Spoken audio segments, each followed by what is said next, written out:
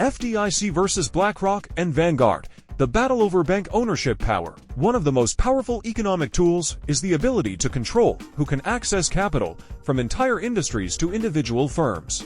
Authoritarians leverage banks to consolidate their power, while figures like John Pierpont Morgan used his influence to dominate sectors such as rail and steel. Now, some fear that large asset managers like BlackRock and Vanguard could gain similar sway over America's banks, a concern shared by the Federal Deposit Insurance Corporation, FDIC, a banking regulator. Asset managers have accumulated significant shares in many American banks via index funds, ETFs, and other large-scale investment products. To address the risks of these major stakes, the FDIC has proposed new rules. BlackRock argues that the rules could hinder the effectiveness of index funds, and both sides have valid points. As these fund managers grow, regulatory oversight makes sense, but the FDIC's approach may threaten a key innovation in investing. Current regulations require investors to notify authorities 60 days before acquiring a 10% or greater stake in a bank, allowing time for regulatory review. However, major asset managers like BlackRock and Vanguard have passivity agreements, which let them avoid much of this scrutiny if they act as passive investors and avoid board influence.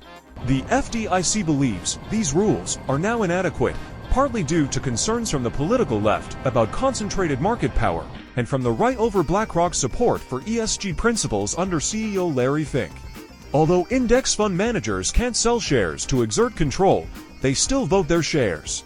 The FDIC's proposal would require index fund managers to notify and obtain approval for any increase in bank ownership stakes to 10%, even if minor adjustments repeatedly push them above and below this threshold. With many asset managers owning close to 10% stakes in numerous banks, the rule could disrupt the rebalancing necessary for index funds. This would undermine diversification and increase investment costs, hurting millions of Americans. Excluding banks from indices could even increase credit costs. The proposal reflects a belief that passive investors aren't truly passive, yet more practical regulations exist. If voting power is the issue, regulators could limit how index funds exercise it. BlackRock already offers clients the option to vote shares held in their funds. Regulators could require broader adoption of this practice.